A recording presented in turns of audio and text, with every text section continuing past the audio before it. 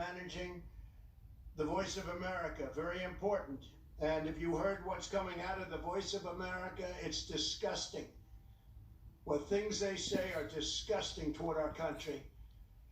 And Michael Pack would get in, he'd do a great job, but he's been waiting now for 2 years. Can't get him approved. The Senate has left Washington until at least May 4th. The Constitution provides a mechanism for the president to fill positions in such circumstances. The recess appointment, it's called. The Senate's practice of dabbling into so-called pro forma sessions where no one is even there has prevented me from using the constitutional authority that we're given under the recess provisions. The Senate should either fulfill its duty and vote on my nominees, or it should formally adjourn so that I can make recess appointments. We have a tremendous number of people that have to come into government, and now more so than ever before because of the virus and the problem. We have to do it, and we have to do whatever we have to do. It made it very, very difficult to run government. I don't think any administration has done anywhere near what we've done in 3.5 years. But every block, every week, they put up roadblocks. Whether it's Russia, or whether it's impeachment hoax, or whatever it may be, it's always roadblocks and a waste of time. If the House will not agree to that adjournment, I will exercise my constitutional authority to adjourn both chambers of Congress. The current practice of leaving town while conducting phony pro forma sessions is a dereliction of duty that the American people cannot afford during this crisis. It is a scam what they do. It's a scam, and everybody knows it. And it's been that way for a long time. And perhaps it's never done before. It's never been done before. Nobody's even sure if it has, but we're going to do it. We need these people here. We need people for this crisis, and we don't want to play any more political games. I've been waiting for 2.5 years, 3 years for some of these people. And they're great people. They left law firms, they left jobs.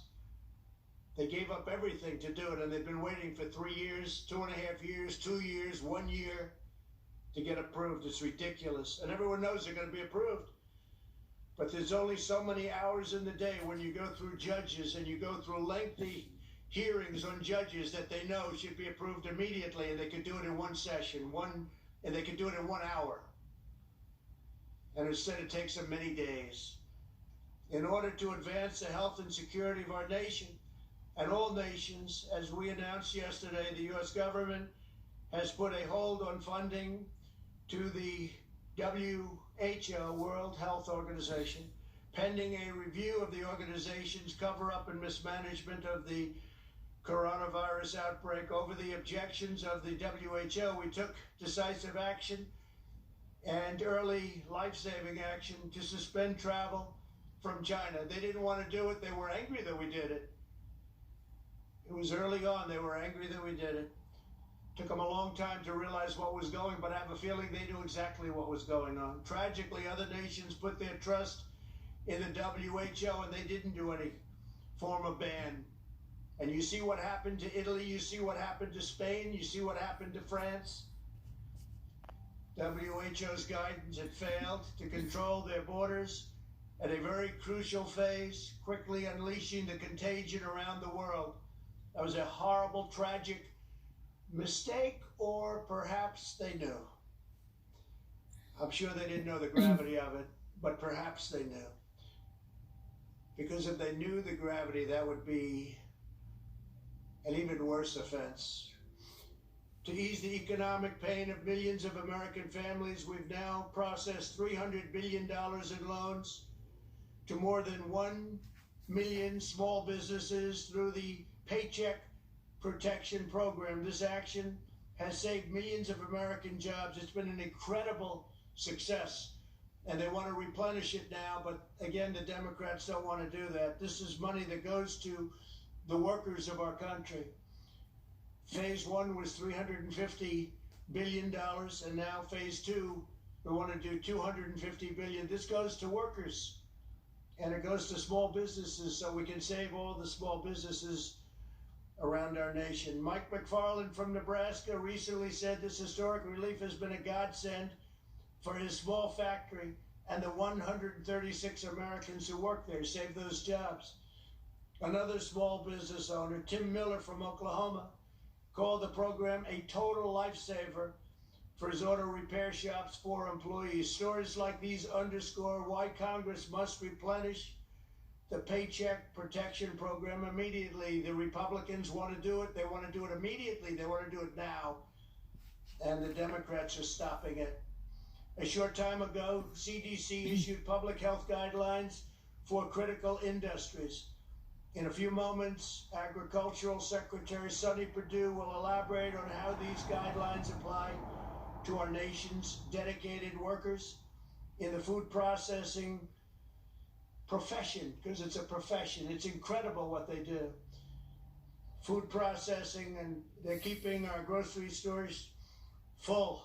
The shelves are not bare like the shelves that I inherited when we took over the stockpile, the medical stockpile, where the shelves were bare. The cupboard was bare, I say.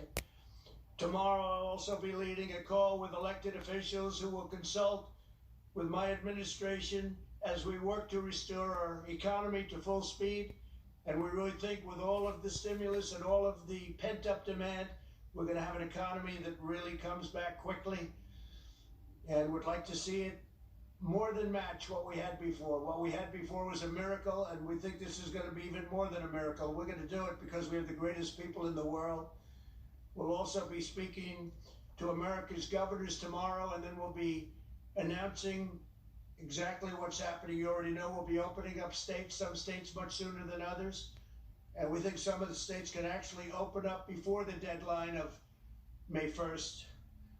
And I think that that will be a very exciting time indeed. Governors are looking forward. They're chomping at the bit to get going.